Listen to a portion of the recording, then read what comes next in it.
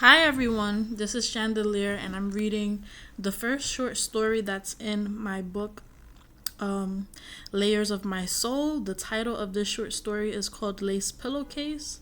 I'm gonna read about half of the story and then maybe make a part two, or just leave this to give a short example of what the story is, and then hopefully you guys could purchase it. If not, I'll be sure to come back with a part two. So let's begin. From a young age, I envisioned a reality that consisted of me being worshipped by men.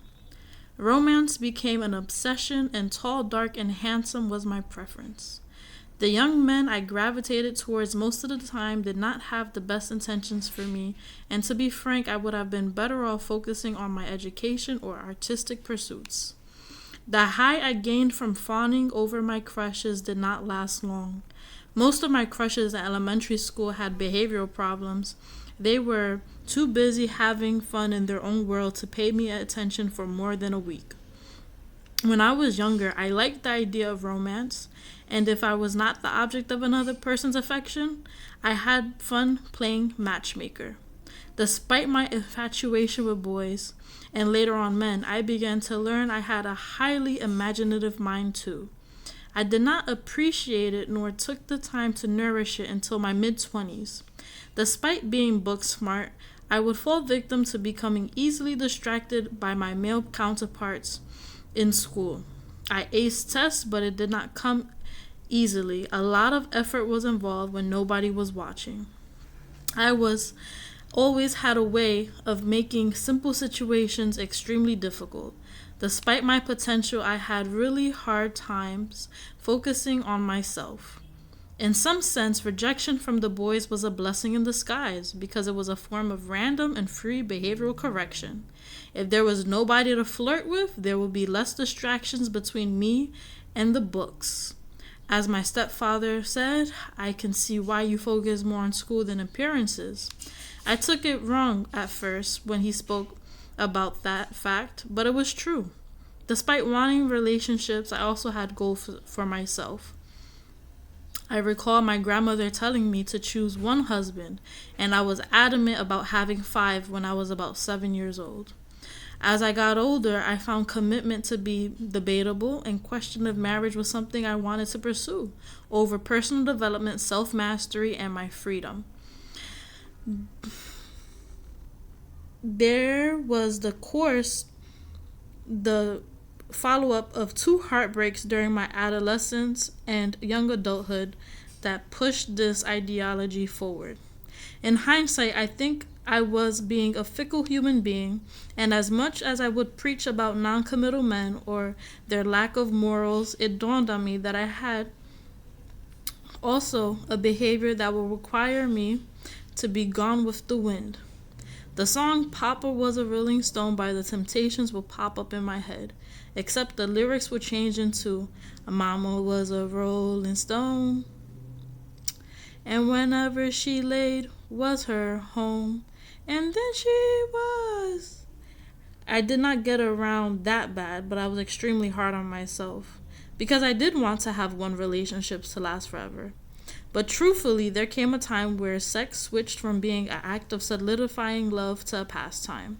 The deeper I looked into my own behavior, the scarier I found the reflection in the mirror. Something had to give. I know I could not change other people, but I was determined to figure myself out. It took me a while to learn most young men did not take relationships seriously.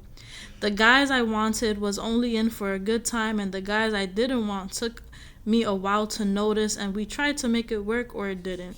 Most of the men did not take it that far, or if they did consider me worthy of a date or conversation, they did not let me know, because rarely were things taken to the next level. I was a pretty girl with a stern face, and I mainly kept to myself.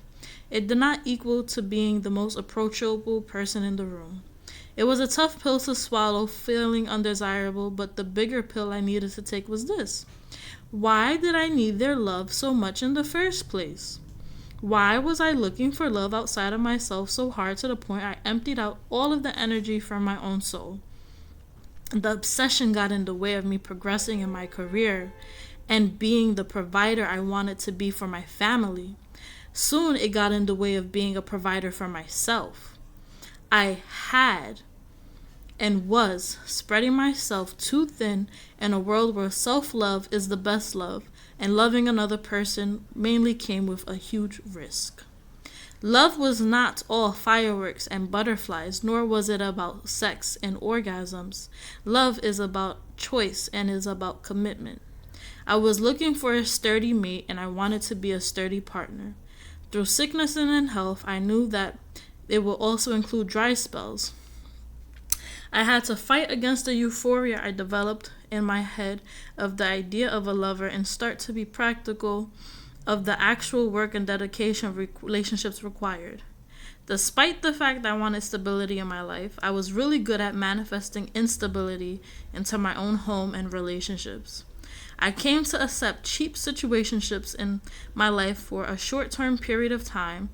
I accepted the idea of being used. The idea of being used made me want to do more for myself and ask less from others. In hindsight, it made me more self-reliant. I had good people in my life, but if I was scared of becoming a burden to them, if I requested too much help from them. I understood the fact of distance coming from men after a hookup or any brief encounter due to a lack of resources to take care of the woman or the result of genuine disinterest.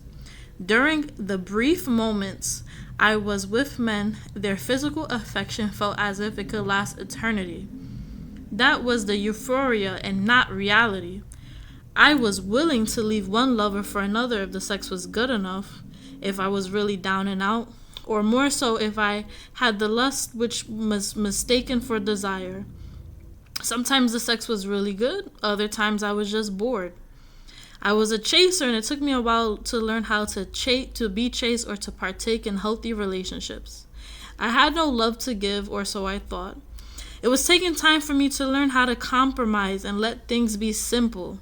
I needed to learn how to balance my need for love and my responsibility for self-love. The more I had sex, the easier it became for me to detach. But it did not stop my longing for a genuine connection. That was still desired. There was a part of my personality that longed for love and another part of me that would forget about the long-term commitment in exchange for thrill-seeking, excitement, and a danger that came with casual sex. I had to give myself a reality check because despite wanting a lifestyle that was movie star thrilling, I know in the long run, those relationships would not remain sustainable. I had to find a way to train my mind to be the driver of my own life and to see men as passengers and not as dictators. I did want to be led by a man, yes. But who is worthy of my trust, and most importantly, can I learn to trust myself? I needed to search for a partner in crime, not a dictator. I wanted to be seen. I wanted to be cheering for other people. I enjoyed cheering for other people, but I wanted my spot in the limelight too. I wanted to be a star amongst stars. During the first few years of my sexual exploration, it was hard for me not to get emotionally attached and develop unrealistic expectations. I expected marriage for spreading my legs, but I came to the realization most men at their early age of 20s or in their adolescence did not find my version of love to be conventional. Monogamy was not their ideal and would not be for some time until they reached a certain level of maturity, a process that is based on choice, circumstance, and if the girl is the right fit for their criteria. My grandmother's perception of love and marriage was the ideology of the first person you laid in bed with, brought home, or whose name slipped from in between the cracks of your mouth is going to be your spouse for life. Now, despite my belief in unconditional love, I still had common sense on the fact that love took time. For this reason, I was very selective on who I let enter my life, and I was mindful of how I allowed myself to become infatuated with whom. When I was 16 or younger, I believed in my grandmother's ideology, and I found it to be law, and I saw my grandmother's reality as a way to love, as the way of love stories are supposed to go. I had to remind myself of the truth of being a woman and recognizing I was in competition with a man's priorities, lifestyles, and his worldview of what his dream girl is and how she can fit into his lifestyle. The drama that came with dating me and being initiated into my family was far too much for myself to bear, and I always feared I would fall short. Scared I would fall short in the game, or should I say business of love. Despite how deeply I loved or wanted to be loved, my insecurities got in the way of building with another. I learned I was stronger than my insecurities, and my boundaries should be my set standards. Yes, I was afraid of falling short, but I still maintained a level of self-respect to not lower my standards when it came to vetting men. But sometimes I did. Sometimes I just went with the flow, and sometimes I just didn't think at all. My past was my biggest fear because of my dysfunctional family. It made me feel like finding or creating structure in any area of my life will steadily go sinking down a rabbit hole.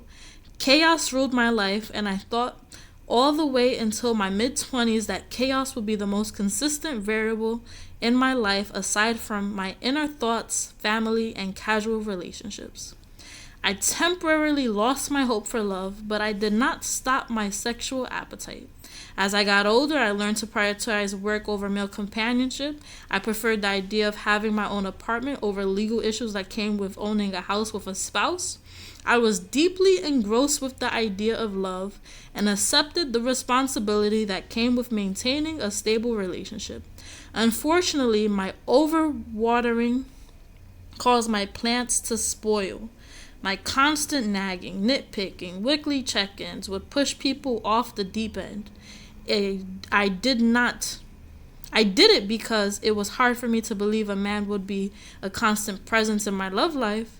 An even scarier scenario is if they were a constant presence but an unpleasant one.